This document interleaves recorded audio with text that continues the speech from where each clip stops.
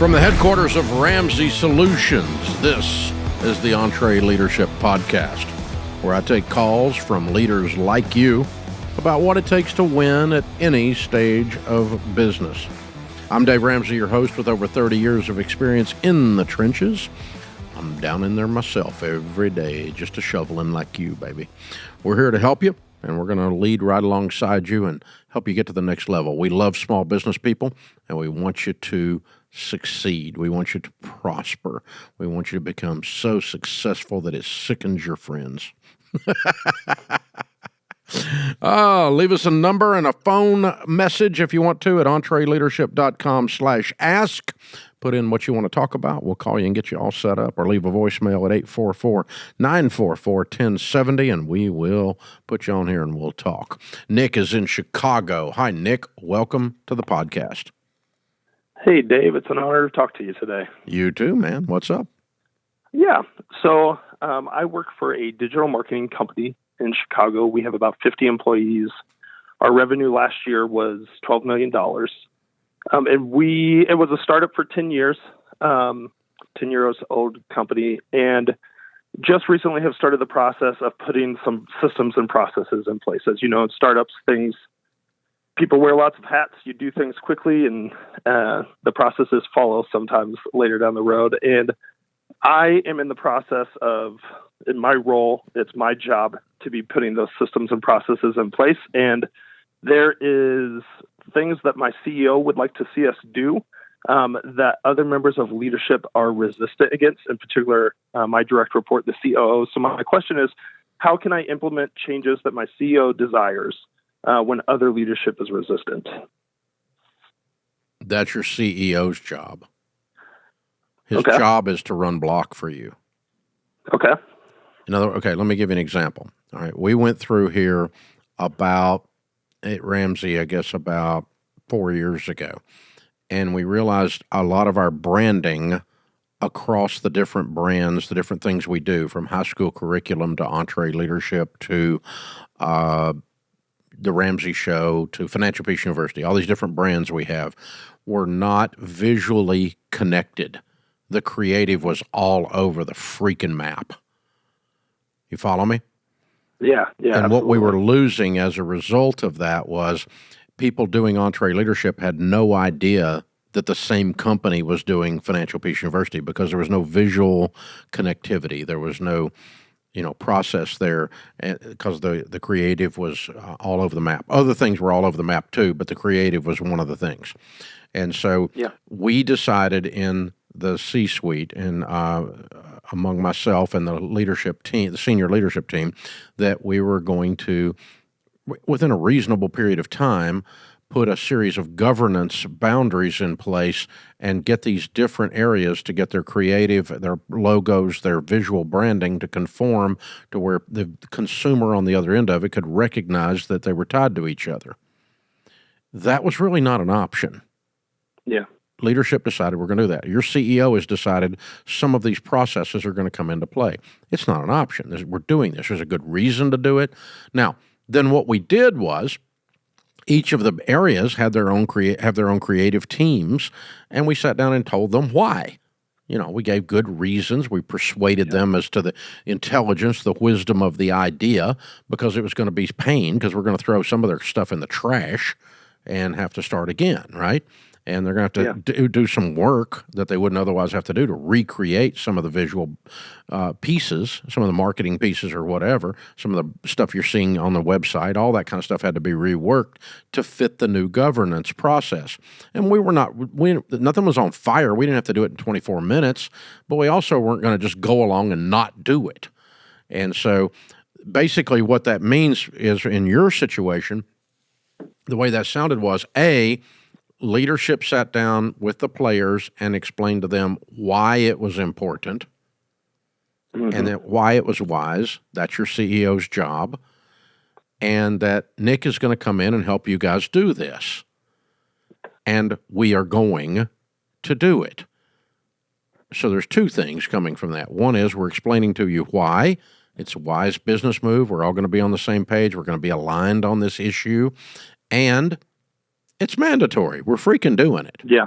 Yep. And so then the person that's the creative person that runs into one of the creative leadership team member that runs into a creative whose feelings got hurt because we're throwing his stuff in the trash and we have to do it over because it has to be aligned according to this stuff.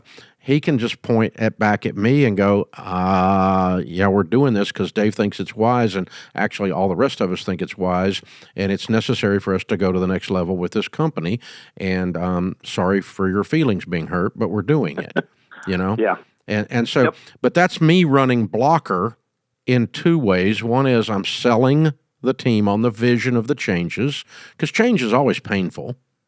Yep. And I got to sell the team on the changes, and then I got to put my foot down and go, oh, and by the way, boys and girls, we're doing it. Yeah. So and so don't blame Nick. I mean, Nick's not a hired gun. He's just in here to help you get the work done that I'm telling you you're by God gonna do. I didn't say that way, but pretty much that message was delivered. Yeah, absolutely. It's not unreasonable. I'm not just thumping people. That's not the point. There's a reason, a logical, wise process, business reason that we're going to change this process. We're putting all this stuff on paper. We're going to digitize it and quit putting crap on paper. Paper storage is nuts. We used to have these things called filing cabinets back in the day, I mean, we don't do that anymore. Why? Because somebody like me in leadership said, we're not doing it anymore. Well, I like paper. Well, I'm sorry. We're not going to have much of it around, so you're going to be miserable because we're getting rid of it. And I'm running Blocker for the guy who's trying to do the process. Now, what's happened here is the COO, your boss, has not got buy-in from his CEO yet. Yep. He doesn't believe it's necessary to do the thing you're talking about yet. Yeah, and he's responsible for, he's been with the company since it started and created a lot of the broken systems. Exactly, the broken systems. Yeah. So his perspective is, well, the CEO isn't in the day-to-day trenches seeing what it really takes to do the work that we do. Yeah. It's not going to change until the CEO sits with him and makes the sale. He's got to sell his old friend on, hey, dude, you're protecting sacred cows. We hear them mooing in the hallway. Yeah. We're going to put a bullet in these things and have them for lunch. Yeah, Seriously. There are sacred cows everywhere running up and down the hallway. That's what this is. This is exactly what happens at this Trailblazer stage that y'all are at. You're definitely in the Trailblazer stage. You got a great company, it sounds like. But we've been through, it's a growing pain is what it is. To move from we've always done it that way. Why? We don't know, but we've always done it that way. To move out of the sacred cow into a new process is painful. And it's really painful for the older we are. Like for me, just giving me a new phone pisses me off for about 3 weeks because I can't work the stupid thing. I don't like change, but I know the new phone will do things that the old phone wouldn't do, because I'd still be carrying around a brick from Motorola if it was up to me, because I resist this stuff. But then when I finally do it, I'm glad I did as a leader, as a human. But man, killing the sacred cows is hard. And so this guy's got a little bit of pride tied up in the stupid ways we used to do things when we were small and primitive. Yep, absolutely. And it feels like this is the bottleneck that's keeping us from taking that next step in growth that we need. Yeah. Is getting these systems in place. So, depending on how the politics go down in your place, you either can sit with the CEO or you can sit with the CEO and the COO for a cup of coffee and go, all right, I need marching orders from you two. Because, CEO, I hear you saying this, and COO, I respect your heritage here, and you were here back in the day when there wasn't nothing but duct tape and baling wire, and you're the guy. So, and I hear you seeing something different. So I can't do both because they're incongruent. So you guys sit here right now, and let's put our heads together and let's get aligned on what your marching orders are.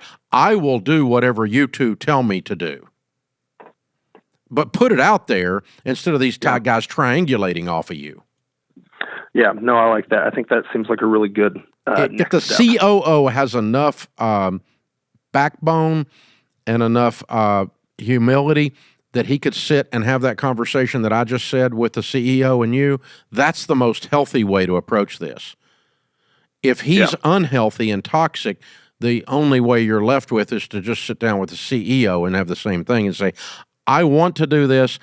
I'm having trouble, and I'm not here to tattle. I'm just asking for direction from you on how I can best lead through this. Yeah. And basically, you are tattling. Yeah. But that's okay. I mean, you're doing it up. You're speaking up, not out. You're not out in the coffee break room going, these two bozos can't get their act together and I can't do my job. Now, that's gossip, and I'd fire your butt for that. Understandable. Yeah. So, yeah, you're in a good place, Nick, and you're obviously a mature leader, emotionally mature. I don't know how old you are, but I mean, you're obviously, the way you're asking this question is a very healthy process of how to navigate this stuff. And so in our place, I would hope that they would sit down with me and the COO and go, hey guys, I don't know what to do here because I'm kind of getting this message, and either I'm confused or we're not aligned. So what is it? You guys just let's talk it through right now so y'all can give me marching orders, because I'm willing to do whatever you want me to do. I thought I heard you saying this, and then I heard you say this, so I'm confused. Help me with this. Let's get aligned. And that's what I would hope we could do. And then me and the COO may have an argument in front of you here at that point. We may argue about it, because we argue about everything here. It's part of how we process stuff. We're hillbillies. We fight first, ask questions second. So that's okay. It's just it's a decision-making paradigm for us, and it works good. Hey, sounds like you guys got a great company, Nick, and what you're experiencing are very normal growing pains. When you're at the Trailblazer stage, shooting the sacred cows in the hallway is a big deal, and it's hard to do because some of us take great pride in the old ways. You don't want to abandon the old ways. But yeah, you really need to in a lot of cases. So we don't worship processes here. People who worship processes are bureaucrats. We work on principles. Principles don't need to change. Processes have to change all the time because there's a new technology every 26 seconds, and you've got to change with it. There's no way around it. Sounds like you guys got a great thing going. Well done, well done, well done. Love it. This is the EntreLeadership Podcast. Hey folks, I started Ramsey Solutions on a card table 30 years ago. Over that time, we had too many different systems, and they slowed us down. That's why we now use NetSuite. NetSuite works for us, and it'll make a difference for your business too. Whether you're just starting out or you're well on your way to becoming a multi-million-dollar company, NetSuite can scale with you to help communicate across departments and plan ahead better. See, you know your day-to-day forward and backward, but stuff like analytics, accounting, human capital management, all that might be another story. Or maybe you're not tech savvy. Well, all that's okay. NetSuite will help your company in your situation increase your speed. More than 37,000 companies use NetSuite to know their numbers and know their business better. So check out NetSuite today and be confident that they can help you become the business you want to be 5 or 30 years from now. To learn more, get a free product tour at netsuite.com/Ramsey. That's a free product tour at netsuite.com/Ramsey. I'm Dave Ramsey, your host. This is the EntreLeadership Podcast. David is in Fort Worth, Texas. Hi, David. How can we help? Hi. Thank you for taking my call. I am working, I'm third generation family business. We've got about 35 employees or so, oil and gas related. We did 30-ish million last year. But what I'm struggling with is about 5 years ago or so when I started, we got into a lot of debt, about $12-ish million worth. And it's just, I'm struggling really bad with burnout. It's been 5 years of fighting, and this is all I know, and it's really beating me up. So if you have any words of wisdom or advice or anything like that. So I'm sorry. That's harsh. Y'all got a great top line. Is your bottom line not good? It's so. A lot of the frustrations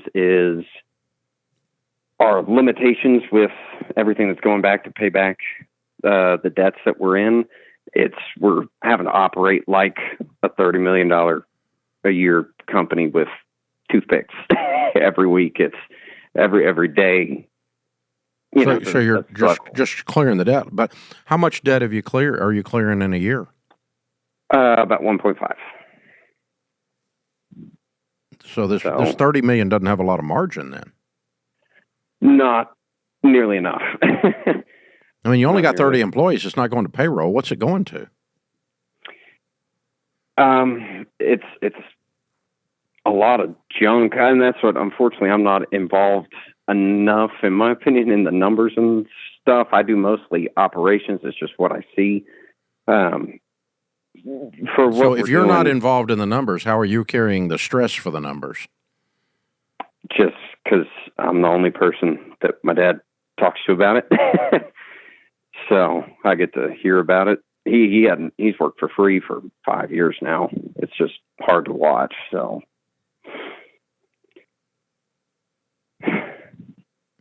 Okay. Fatigue and burnout manifest themselves exactly the same way in our bodies. Burnout manifests itself differently in our emotions than fatigue. Fatigue is, I've worked my butt off and I've been cutting grass all day long, and I stand in the front yard and the front yard looks awesome. And the bushes are trimmed and my wife is happy and the neighbors in the HOA are thrilled, right? I'm tired, but I accomplished something that's visible. I got traction, and I'm tired, okay? Like when we do an EntreLeadership event that's 3 days long, I typically am in the saddle 16 hours a day. I'm, doing a breakfast with people. We've got lunch meetings. I'm on stage. We've got a platinum event that night, and I'm pretty much in the saddle 16 hours a day for 3 days. At the end of those events, and they're world-class events, and I'm really happy with the quality we put out, at the end of those events, I'm exhausted, and it feels awesome. That's different than I'm exhausted and I have no hope because there's no traction. Everything I touched turned to manure. That equates to burnout. But it's the exact same feeling. The only difference is the emotional side of it. Does that make sense? Yes, sir. Yeah. So your burnout has to do with the fact that you don't feel like you're getting traction or your dad is getting traction. This doesn't feel like it has a positive future. It starts to not have hope on it. Am I wrong? I would say that's accurate. Yes, sir. Yeah. So that's when we sit down with Dad and say, okay, Dad, this is driving me crazy because I'm watching you suffer and I can't tell why we're suffering. Because if I'm going to suffer, I want to get something for it. If I'm going to go to the gym and work out, which I hate, I at least want to feel better and lose weight. I don't want to get on the scales and be up 5 pounds, right? If I'm going to suffer, I want to see some traction. So, Dad, we can't keep doing the same thing over and over again and expect a different result. That's the definition of insanity.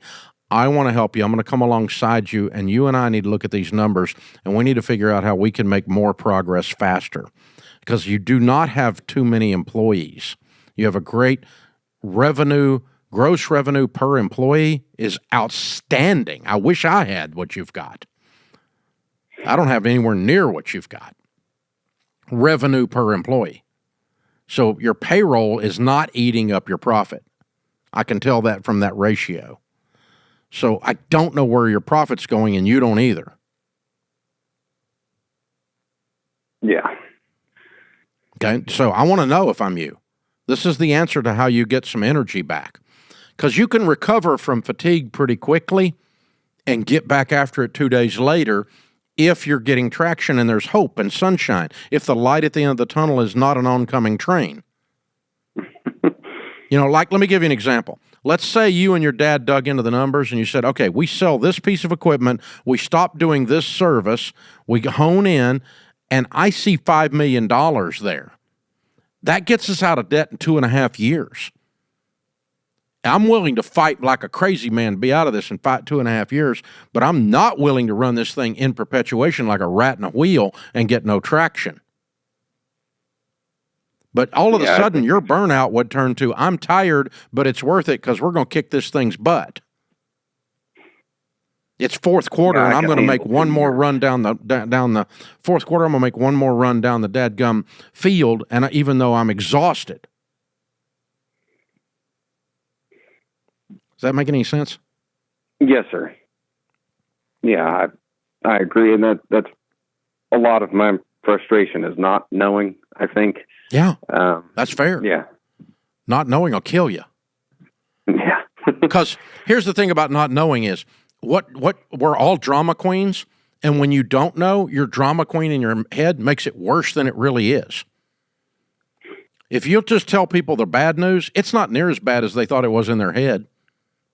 By the time they dream up what they think it is, it's like 10 times worse than it really is. And so it's like, oh God, I didn't know. By the time you get to this unknown, it just blows up. So yeah, you need to know what's going on, or you're going to burn up, and your dad's not going to have you as his right hand anymore. Because you're not going to, the guy that called me a few minutes ago is not going to be on this job 6 months from now if something doesn't change. You're going to hit a wall. You're not going to be able to do it, David. Your emotions are shot. Your gas tank's empty. I heard it in your throat. Am I wrong? No, sir. Okay.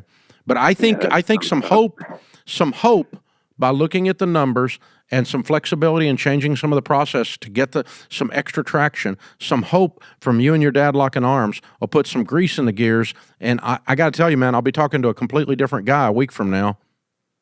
That'll put gas in your tank because you're not afraid. You're not lacking in work ethic.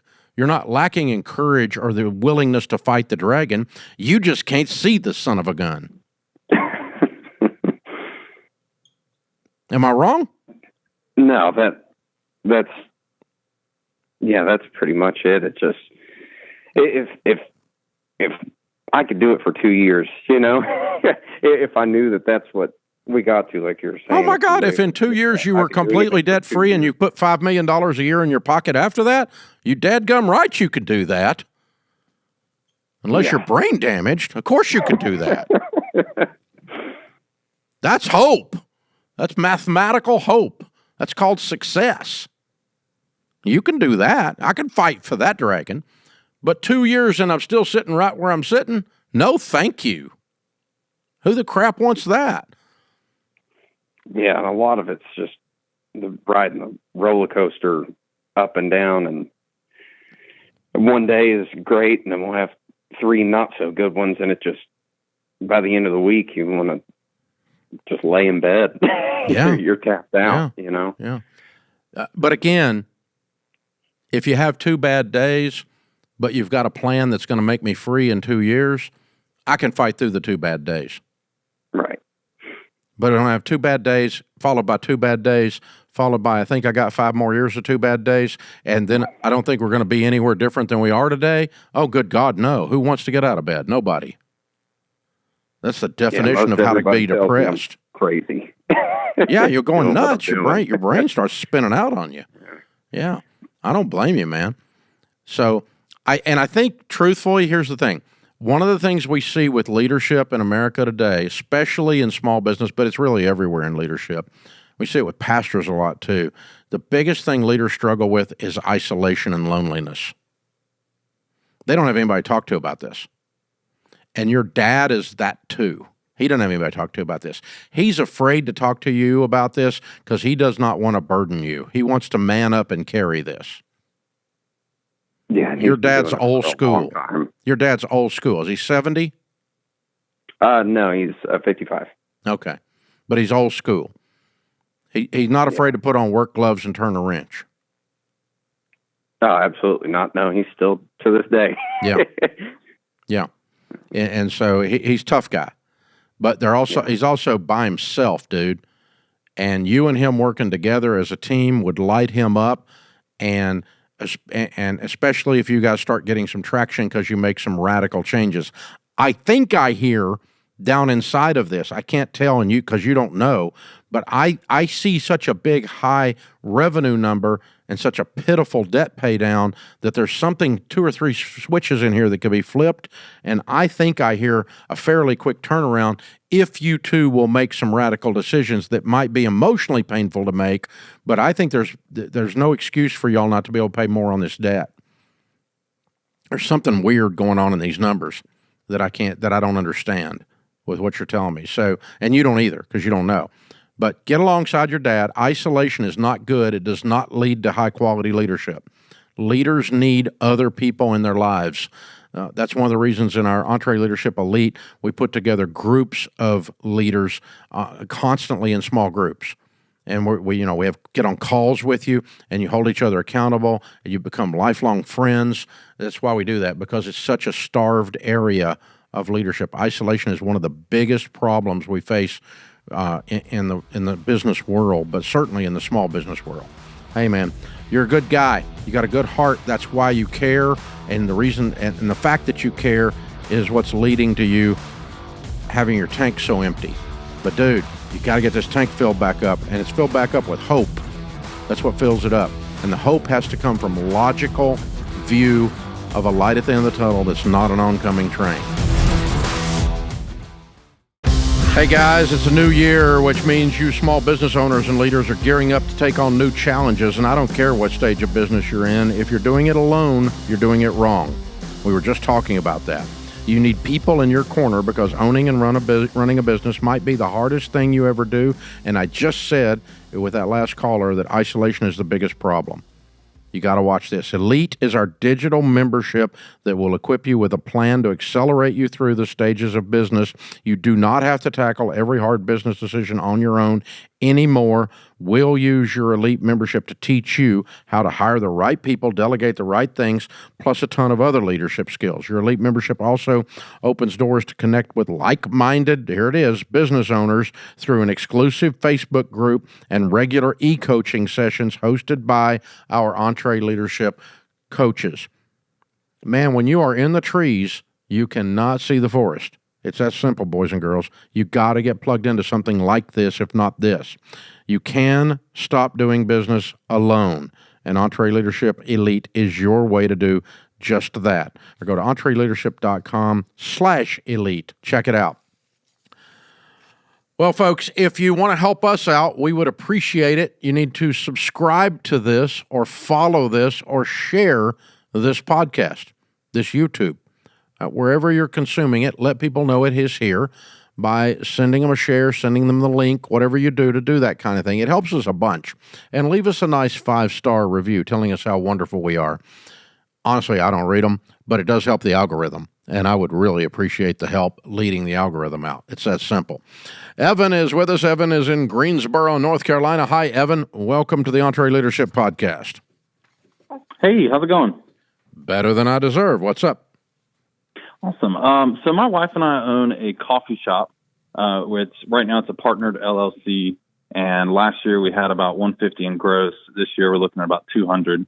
I also own a DJ business on the side that's gross about 25,000. And then she cuts hair on the side as a cosmetologist. And she last year brought in 50. This year's probably going to bring a little bit less because we just had a kid and she's pulling back a little bit. We also have a bunch of side hustles that bring in a couple thousand each year. All that to say, we're talking with our accountant, and he's saying we should move all of it to just one giant S-Corp. And I had like a million questions as soon as he said it.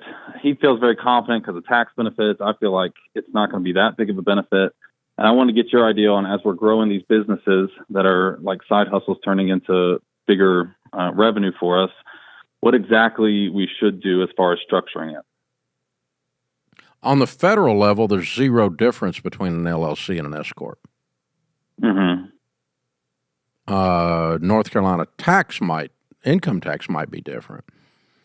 In That's what he's saying is our Tennessee, we income ended tax up with a benefit of it being only LLCs. The holding body of Ramsey was an S-Corp, and I moved it to an LLC because of Tennessee law. In terms of there was a nuance in the law on what we were being charged on F&E, but income tax with the feds, with the IRS, isn't any different.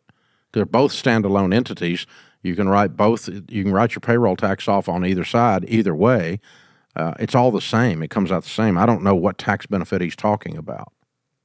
Gotcha. So he was more talking about the income tax, like you were saying. I'm more concerned with, do we put all of our businesses and all of our revenue under one business entity?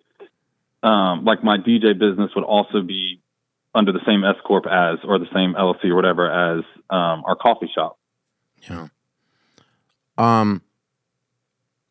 Well, I mean, you can, from a branding perspective, you can still keep them separate if you had one holding company that was the technical owner. Okay. And so the reason I do different LLCs on some things is from a risk management perspective. So if I have an LLC, like for instance in real estate, when I get more than $5 million of real estate in one LLC, I open another one. Because if some duper falls off the front porch, breaks his face after he was drunk, but my LLC owns the house, he decides to sue me, and the judge is an idiot and decides to award him a lot of money, the most he can get is that LLC's assets, not my other stuff. So Gotcha. Keeping the size of the target on your butt small enough is risk management.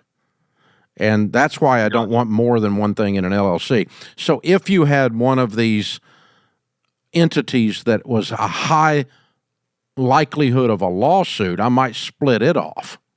But coffee shops and DJing shouldn't be, and hair cutting shouldn't be lawsuits. No, definitely not. I guess I'm thinking more like, I mean, if I'm going to get insurance for my DJ business, they want to know all my business information, and they want to know what type of business is it. But if I give them that S-Corp or whatever it's going to be, how do it just doesn't seem simple enough to label it. Yeah, I mean, it'd just be almost as like a DBA, doing business as. Okay. So this is Evans LLC. That's the holding company. And in the case of the DJ, doing business as Evans DJ business name. Gotcha. Right? And so it can be different things like that. So for instance, the company that owns Ramsey is called the Lampo Group. DBA, doing business as Ramsey Solutions. Gotcha. Ramsey Solutions is not actually the legal entity. So that's what I thought, kind of what we were thinking of from the beginning when we first formed our LLC was we'll just have DBAs under it. And then this guy's talking about, switch it all to an S-Corp and just throw it all under that. So I guess it doesn't matter. Well, this guy's not a brand. This guy knows nothing about branding or marketing. So you need the DBAs. You need the DBA names out there because that's what you're known for in these different areas. But that doesn't cost anything, and it doesn't change the tax mix at all. You can have DBAs under an LLC or under an S-Corp. Okay? So he's not in a position of knowledge to advise you on those things. You know more about that stuff than he does.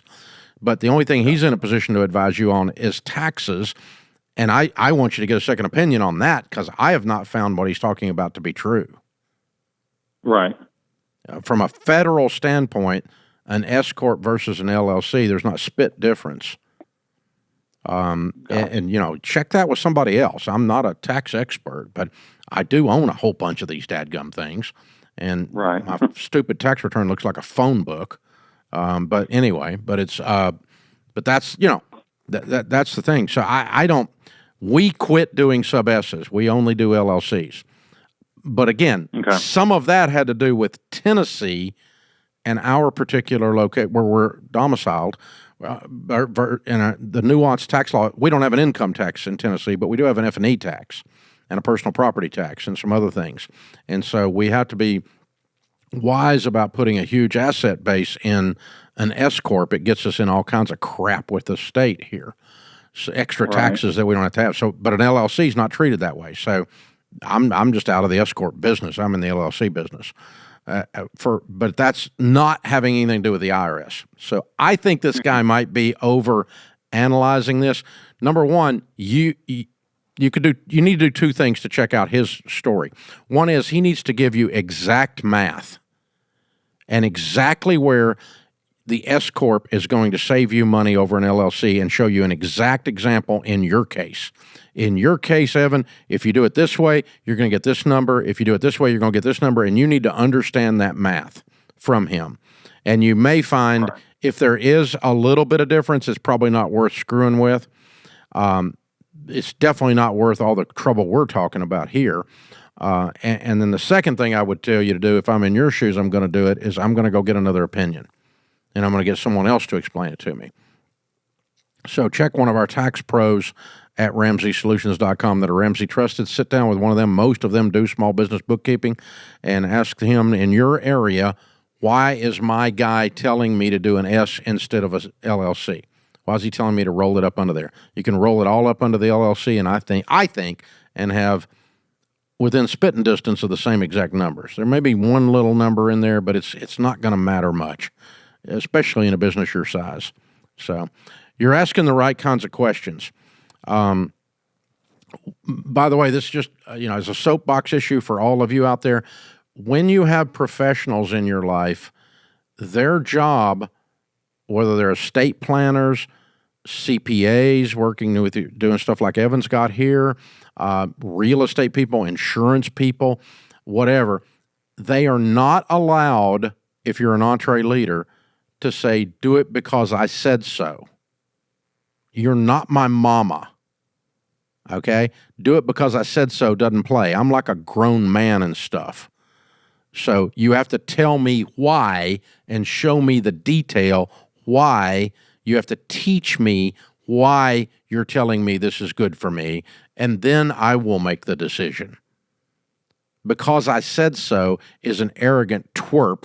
You get fired if you're advising me. I don't put up with advisors that do because I said so. You need to have the heart of a teacher and say, Dave, this is why we're making this move. We got to move this into a trust in your estate plan because it's going to save you $20 million. Well, it's not going to save you $20 million. You're going to be dead. It's going to save Sharon $20 million. And so we're going to make that move. And I'm like, okay, show me how that works. Okay. Well, by God, what are we waiting on? Let's get that thing done by nightfall, but I want to understand. That's your job. Not my estate planner told me. I had a guy the other day I was with. He said, my financial guy said I couldn't buy a car. And I'm like, what? Is she your mother? How does your financial guy decide if you're going to buy a car? That's ridiculous. You can't manage your own emotions. You can't make a judgment call as a grown man as to whether you have the money to buy a car. Your financial guy has to tell you? Oh, my God. What you're saying is you don't have enough personal self-discipline to make a decision on your own about the wisdom of purchasing something the size of a car? That's ridiculous. Evan, that's not you. Okay, you're asking the right questions, but my point is your CPA didn't do a very good job of teaching because you and I don't know what he's talking about. Because you don't know what he's talking about.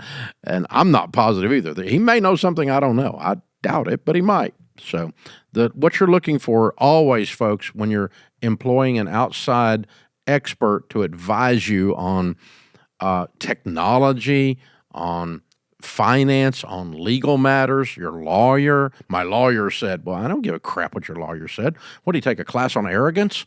No, I'm not. I don't care what is that in law school?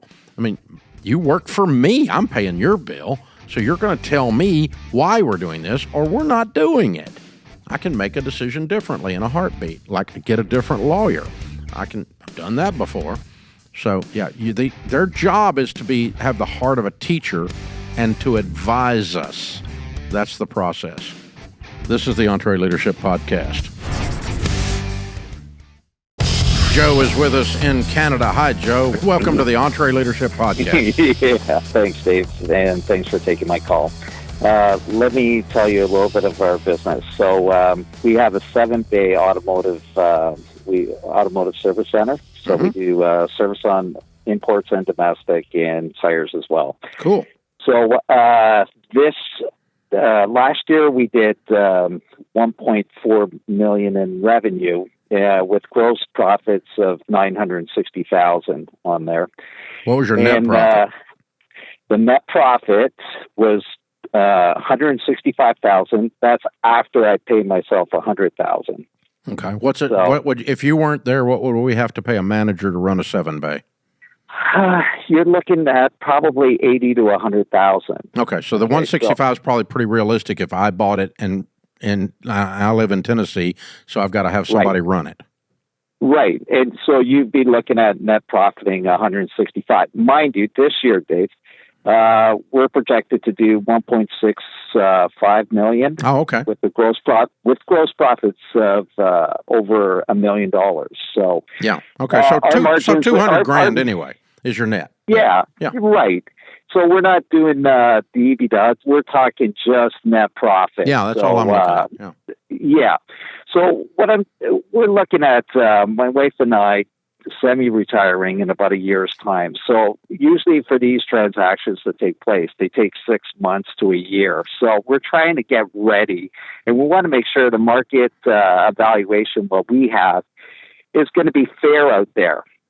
And so we're looking and talking to our financial advisor, the accountant, a lawyer, and those that have been in our industry. And the other thing I should point out, Dave, is that this is a franchise operation. Okay, so it's not Joe's Garage. So the franchisor has to approve the transaction. Yeah, and they've never turned that down. So they have the right to match, but not undercut me. Okay. So what do you think the valuation is? So mine, and so it's a two-part on here. I'm looking at 1.2 million here. Now that you think it's worth 1.2 million? Yes. So that's 6 times net. Yes, because we've had in the franchise some of these get close to 8 times before. Wow. Okay. So there's been a few transactions on that. From your perspective, that's phenomenal. Yeah. Okay. And to be fair, Dave, I don't know what their net profits were. So 8 times, a smaller number is not going to be as big as what we're looking at. So and with the franchise agreement, it's agreed upon that you have to carry at least $75,000 worth of inventory. And for us, that's easy when we're talking just motor oil and even just 100 sets of tires. That can reach up to that 75,000. So we have to have that. And then my equipment, we have 7 hoists on there. We got an alignment rack that usually goes for about $40,000 up here in Canada. That's not in addition to your price, dude. You know that. Okay. Well, see, that's what I want to figure, because is that something that you have to? There's 2 ways. There's 3 ways to put value on a small business. There's book value, which is what you're messing with now. Book value is if you turn the key and close it, collect all the receivables, pay all the payables, sell off the racks, sell off the inventory. What's the inventory, the racks, the equipment, the tools worth? What's all that worth? And that's your book value. That's the smallest possible number that a business is worth. It's worth at least that. That's the floor. Okay? Then some businesses like yours, where there's more of a standard in the industry, they'll go some multiple of gross. Okay? Like or multiple of cash flow, or a multiple of EBITDA, or something like that. But that is, that's not used that often in small business, unless you got something like you've got, where you've got a track record with other franchisees running a very, very similar operation. And we've done this 28 times in the past 30 years, and we generally get, 1.5 times gross or whatever. That's another way. That's a less popular method. The most accurate method of putting a proper price is to say, I want a percentage rate of return on my money if I'm the buyer. I want an ROI. And that's called a cap rate method, a capitalization method. And I cap businesses, small businesses generally, I'm willing to accept your numbers, but generally I cap rate them at 20 to 25%. If I'm going to buy a small business, it's a high risk endeavor, so I want a 25% annual rate of return on my money, which would be 4 times your net profit, be $800K. Okay, if I want 5 times net profit, that's a 20% rate of return on my money. That puts you at $1 million. You want $1.2 million, and so that's about an 18% rate of return. That's still acceptable because you've got a very templated situation with the other franchisees, and so I will accept that in your case. If you were Joe's standalone garage, I probably wouldn't do that. Absolutely, I agree. So I think your $1.2 million is reasonable, but you don't get to do $1.2 million plus the equipment. Okay, fair enough. The equipment is what produces the $1.2 million. Okay, I respect that. Yeah. Okay. So then the other part on here is I have one of my employees that's really interested and I'm carrying him under my wing and teaching him all kinds of stuff. But the biggest thing here, Dave, is he doesn't have $1.2 million. Mm-hmm. Okay. So, and talking to my wife and the lawyer and the accountant, they were saying it would be prudent at least to put it out on the marketplace and see what you can get. And one of the things that came across as well is a few of the transactions that have been happening lately, and the lawyers been bringing this to my attention, is that there's a lot of immigrants that want to come over to Canada, and they're willing to, pay more for an established business so that they get their families over, because they get a little quicker to get into the country if they're purchasing a business. So that's where, you're saying it's not unrealistic that you may even possibly get 1.8. So, but we should put that out on the marketplace before offering it to, my employee, and then and go from there. So what are your thoughts on that? That's a value decision you need to make. I do not know. I don't have any personal experience that tells me that what your lawyer's saying is valid or invalid. That may be the case. I don't know enough about Canadian immigration. I don't know enough about your marketplace to have a gut feel for if he's blowing smoke or not. That feels opportunistic, but I'm not above being opportunistic. You've worked your butt off for a lot of years. You've earned it. Mm-hmm. You've earned getting as much as you can get for your business. You've not done anything morally or ethically wrong, unless somehow you're screwing over your community by doing this, and I don't think you are with what you've described. But I mean, but I mean, I don't know why your employee couldn't pay the same amount if you worked out something with them. So you just got to decide if you want to try that first, and if you don't, if you want to do something with the employee, you could say, look, I can put this on the market for $1.8 million and try this, or you and I can agree on $1.4 million. Okay. All right. Now, here's a way if you feel, but you got to be very comfortable with the employee's ability to operate the business. It could be that, what's your employee make now? What's $65,000. Okay. So if he did not pay himself the $100,000 that you're paying yourself, there would be $300,000 profit. Am I correct?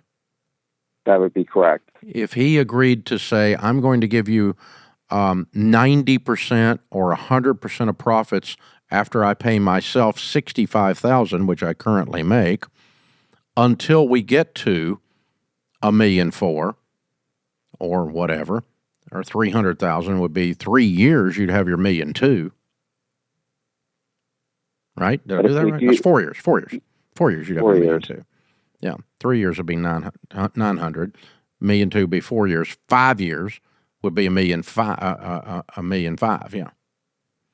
But what you're saying there, that's like me financing him for $0. You are financing him. Yeah. You would get 100% of the profits. If profits go up, you'll get your money faster. If profits go down, you'll get your money slower.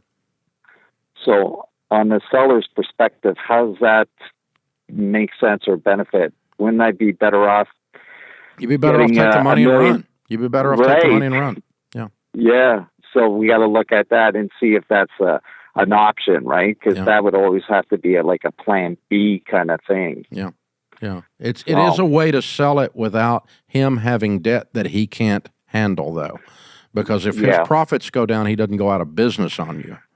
You just get less until he gets profits up. That's why I said early in this process, you've got to be very comfortable with him being able to grow it past where you've grown it. Yeah, and what I was thinking, and what we've talked about too, right, was my wife and I are looking at semi-retiring. So I can't. It's not in my DNA to stop working. So with this, he'd be planning to keep me on, and I would just charge him an hourly rate and mostly stay around through our peak seasons. And when it's slower, that's where my wife and I would take off, leave the country, and then come back during the busy time when they really need me, right? So that'll keep it going, and it keeps the the people that are coming in still comfortable seeing similar faces. I don't think that's going to happen with the immigrant opportunist deal. No, well, yeah, you're probably right on that. I don't think you're going to want to be there. I don't think you're going to want to be there. No, if they're paying everything up front, you're gone. Really, they'll probably keep me on for about 6 months for a transition period, if anything, and then gone. Yeah. But if it's the employee, it'd probably be in their best interest to keep me on for a longer period and do that. So, the advantage of that is you get to make sure the operation's going well and continue to mentor him on growing it. Right. Which ensures you get your money if you're carrying back. But you would be clear in 4 years or so. That's what I'm saying. Right. Yeah. That's not bad. Well, I know, but I'm probably better off just running it myself, right? And just keeping him as an employee and then kind of give him like some options and saying, okay, we're going to keep X amount of dollars aside for you, and I'll still keep running it until he's saved enough. And then he's putting sweat equity in there, knowing that he's putting money aside on there. So, but you're still working every day. No, I can build it. Yeah, I'll build a team, where I can only be there during the busy time and then take off. And that's where I can give them the extra bonus. These are all ideas that you can work through and any version of those. What I would not do is ask him to go down and borrow $1.2 million from the bank. Yeah, I mean, I think he'll go out of business. Yeah, that's tough. Yeah. It's tough. If he called me, I would recommend him not buy it if that's how he was going to do it. Yeah. The other thing is our business is 98% COD. So that cash flow is great. There's no accounts receivables. It's very minimal. Yeah, until there's a pandemic. We went through that, right? I know. We went through that and we survived because I know you survived, but you're not making payments on $1.2 million either. No, granted, but you know what? We kept the lights open. We did what we had to do. Not my point, Joe. My point is the unknown variable in the marketplace will take him out if he has a fixed payment. That's what I'm trying to avoid, and that's the thing. COD doesn't solve that. COD just means you've got instant cash. When you turn it around fast, but when it goes down fast. That's all COD means. It doesn't solve the fact the guy's deeply in debt. So, that doesn't... I'm not going to recommend he do that. And I wouldn't recommend you do it to somebody you love either. So, but you got some options. You can take the cash on the barrelhead if your lawyer's got somebody out there, wanting to overpay for stuff for other reasons. Nothing wrong with that. If you want to do that, that's fine. And we certainly had a bunch of people from California move to Tennessee and do that. They overpaid for a bunch of real estate, and a bunch of us stood around and watched them do it. And, because they were hell-bent on getting out of California. And we saw that a lot in the past 36 months, still seeing some of it. But overpaying is not necessarily unique to that situation. Somebody wanting to enter a marketplace is willing to do things that other people aren't. So that's something you can look at, but also you could look at the other direction. So you've got some ideas to work through, and at least we got some clarity on a couple of the points and moved along through the process. Way to go, Joe. You're running a great business. Very, very proud of you. Good work. Well done. Folks, remember, better a weary warrior than a quivering critic. This world needs more high-quality leaders. Take courage and lead. I'm Dave Ramsey, your host. Thanks for listening to the EntreLeadership Podcast.